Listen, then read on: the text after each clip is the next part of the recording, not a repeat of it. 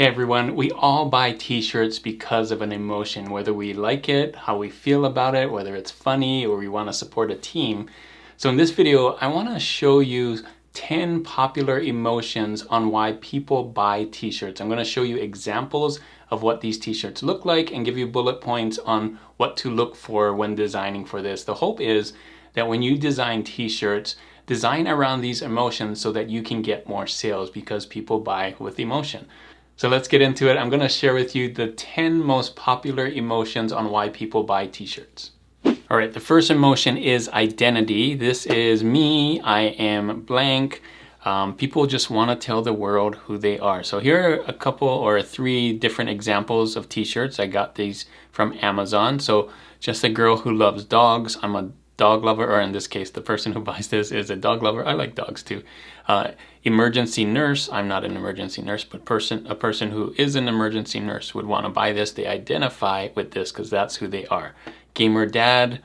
Also funny, but they identify with a gamer dad because that's what they do. So other examples, if you're a woodworker, teacher, gamer, nurse, dog mom, cat dad, and so on. So usually occupations fall into this category, or what you do as a hobby, or things like that, pets and so on. So identity is a big one. You'll probably see this a lot everywhere, and these are very popular. People buy these because they can identify this with the person, and these sell very good with holidays as gifts, right? What do I buy a gamer dad? Well, a gamer dad t-shirt. What do I buy a cat dad or a dog mom? Those kinds of t-shirts. So these are great for getting sales, and this is identity. Think about how does your person, or what does your person, your ideal customer do, and what would they wear if they're doing that as a hobby. So identity is huge. The next one, I think most of us understand this one, is humor. It's probably the biggest emotion, or the one that sells the most. That made me laugh. This is unexpected but relatable. And like this says down here, humor is probably the biggest category on Amazon because it's very easy to understand. Just make a joke or make something funny. Here are 3 more examples of t-shirts. I keep all my dad jokes in a database, right? A pun. Sometimes I just be farting. It's just funny. My birthstone is coffee bean. So relatable, struggle. I need to drink coffee. I drink coffee a lot, or something like that. Not me personally, but the person right here, right? So here are some other examples. Dad jokes, huge ones. Sarcasm and puns, big one. So any kind of jokes really in here. And then relatable struggles that are funny, right? It's unexpected and relatable, so it hits a humor nerve in there, because why is this birthstone as coffee bean? It's funny because you can relate to it, right? If you're the person that drinks a lot of coffee. So I think this one doesn't need a lot of explanation. I think a lot of people get this one, and if you can just make your stuff funny for your niche, I think you can do very well on Amazon, Etsy, or anywhere that they sell t-shirts. I think you can do well on. Okay, emotion number 3 is belonging. So like it says here, these are my people. Welcome to the club. Humans are naturally tribal and want to belong in here. So we have examples here of Cool Cousins Club, Ladybug Squad, anything with a club or a squad or a tribe in here that belongs to, no pun intended, belonging emotion, right? So Cool Dad's Club, Camping Life, Cat Lovers, D&D players, Ren Fair fans. I would also put anything with horoscopes in there because you belong to a group. So if you're a Scorpio or Sagittarius or Year of the Cat or Dog or whatever it is, I think that can also be part of this. So this is a cool one. This one also is really good for gifts, right? You can buy it, and this one is really good for multiple sales, right? Because if you have a Ladybug squad, you're probably not just the one person in the squad. There's probably a bunch of you, and so you're going to buy 5 or 6 or 7 of these in here. So think about this one. This is a great one to think about if you want to have multiple sales. Think about bachelorette and bachelor parties too. And I think they belong in this one because they're a group of people. The 4th emotion is nostalgia. Now this one is really big if you want to do some throwback stuff And depending on who you're targeting, you can go further back. So if you were born in the 70s, grew up in the 80s, then you would relate to some of these 80s and 90s things.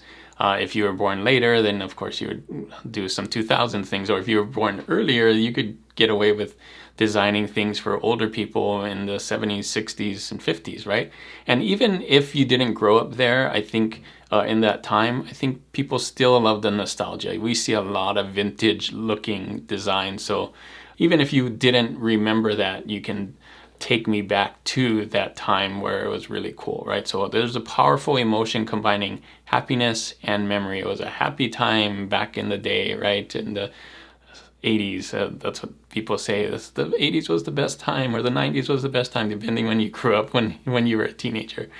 So here's some other examples. 80s, 90s, of course, classic video games. Of course, don't do the specific video games, like more general video games. You can't put Super Mario on here. You can't put any of those kind of Pac-Man and stuff like that. But you can do like generic controllers and things like that, pixelated things, right? And same thing with retro cartoons. You can make it look retro, but of course you can't put He-Man in there or any of those old 80s cartoons. You can just do an 80s style or 90s style, and then vintage styles. Pretty much that kind of covers everything, right? So nostalgia is huge. If you look at some of the bestsellers, they kind of do that nostalgia stuff. So you can combine a bunch of these. Sometimes you do have nostalgia style with funny ideas. So you can mix emotions here too, but nostalgia on its own can do really well. All right, we're halfway there. This number 5 is pride. I love this. I'm proud to be this. People love showing pride in something that's important to them. And you can do some of these things without stepping on some fan-based stuff. So a lot of times people wear sports and their team stuff, and that's part of pride, and that's why those things do really, really well. But you can still have pride in a country or a city, or proud to be a teacher, or proud mom. So you can still kind of get that emotion in other ways and not have to be part of like a sports team or something like that. So here are some ideas.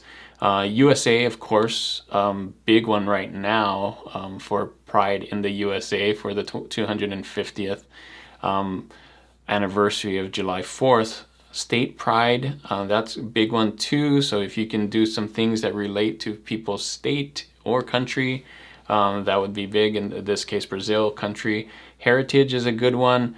Occupational pride, we talked about occupations in the beginning, but this is more specifically for the occupational pride. And hobby pride, so we can kind of mix some of those things from the beginning, but do more of I'm proud to be this, or I love this because kind of thing. And that is the emotion of pride. All right, so the 6th one is recognition. It's similar to identity, and I wrote down here slightly different than identity. Identity says I'm a teacher, but recognition says that's exactly what a teacher feels like. So that's exactly me. I feel seen because somebody recognizes that it takes hard work or does this or whatever. So here's surviving fatherhood one beer at a time, right? It's fine. I'm fine. Everything's fine. But you can see the nurse, cat nurse here is like frazzled here. And then outnumbered by boys and all this mess. So this is for the moms. And they feel like, yes, I understand that because that's exactly me. I have boys, right? So other examples here. Teacher exhaustion, dad life, that's kind of what this one is. Coffee addiction, kind of like the other one we had there. Introvert jokes. I'm an introvert and this is how I feel and this is how it feels to be an introvert. So recognition is one I think that can be good, but I think it's one that we don't think about a lot. We see it, but we don't really know. We kind of mix it with humor a lot of times, but you don't have to be, I mean, a lot of times it is funny with the recognition, but you don't actually have to be funny for recognition. Just kind of say like, this is it. This is what it means to be a teacher or a nurse or things, something like that. So you can, like I said, you can mix these kind of ones together. So you could mix humor with recognition, but it doesn't always have to be funny. All right, so number 7 is cuteness. This is one that I tried to do a lot with kawaii stuff. sometimes it just needs to be cute, and that's why people buy it. Usually girls or women, sometimes men buy it. A lot of times it's more for the girls and younger kids and things like that. So this is make them smile before they read. Here's some other examples. So corgis, pandas, capybaras, cute ghosts, kawaii animals, kawaii food as well. So a lot of times it's animals or food drawn in a cute way. Now it doesn't always have to be kawaii. Kawaii usually has the big eyes and stuff, and kawaii does mean cute.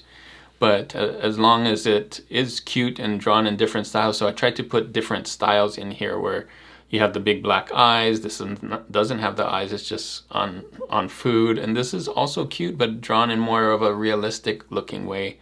I think there's lots of different ways you can be cute. And you can see I didn't put any words, or I found the ones that didn't have any words on here, and they're still cute, and people still buy them because they're cute. They just want to wear the cute thing, and it matches with my cute whatever, right? So I think this one's a really fun one. The challenge with this is finding out kind of what people want to be cute, because you can make anything cute, but then figure out what the niche is or what the subject is that you can make cute. Like boba tea was really strong before. I don't know if it is right now. That's kind of what I'm saying. So figure out like what is the animal and the food that is trending right now that you can make cute to get sales on this one with cuteness. Emotion number 8 is aspiration. So I want to be that. I want to do that. This is the future version of me. This is what I'm aspiring to. So people buy shirts that represent the life they wish they had. So in this case, I found this national parks. Maybe you're the type of person that wants to visit all the national parks but haven't yet. Here it is. Maybe you're the person that wants to go out and do some surfing or windsurfing. Check it out. So I wish I could do that, so I'm going to get this shirt. That's kind of what this is saying. And maybe you want to go on vacation to Italy. Look at that. So other examples are adventure, travel, Viking, knight. I'm aspiring to be a Viking or a knight. Just strong, I guess, examples there. Fitness and entrepreneur. So these kinds of things. Of course, you can't be a knight or Viking in real life, but it's still kind of aspirational because of the qualities that they have. So this is some really neat one to kind of try and do. So this is one that I think is often overlooked. So hopefully you can use these examples right here and try and do this. It doesn't work for every niche, but you can see for adventure and travel and fitness and some of these other ones. And if you're doing something with animals or something like that, you could do some of these as well. So aspiring to do something in the future is kind of the idea behind this one. So emotion number 9 is inspiration instead of aspiration. So I need that reminder. I need to be encouraged or encourage the buyer to do something motivational without being cheesy or funny. It can be funny, but it doesn't have to be. So you can see like believe in yourself. This is really cool because it says believe in yourself, but it also says be you. So that's kind of an encouraging thing. You may see me struggle, but you will never see me quit, right? Humble and hustle. So hustle, kind of the hustle culture. Here's some other things here. Keep going, never quit. You also can tie into some faith-based things. That's really big if you look for those. And personal growth. So just kind of getting people inspired to be better, do better, and those kinds of things. It really works well for faith-based stuff, exercise, and business, right? Personal growth and things like that. So this is one also that's kind of overlooked because a lot of people want to hit the humor and stuff. But I think if you do this right, especially during New Year's time when people are making resolutions, this can hit pretty big. And emotion number 10 is power. It's almost the opposite of cuteness. So people buy these things because it looks strong, it looks rocking, it looks amazing. So often overlooked, but can get a lot of sales. So you can see a lot of times with skulls and motorcycles and dragons and tigers and eagles, so tattoo stuff and things like that. So I'm just going to read down here: dragons, tigers, eagles, skulls, warriors, muscle cars. So those kinds of things that just look really cool, right?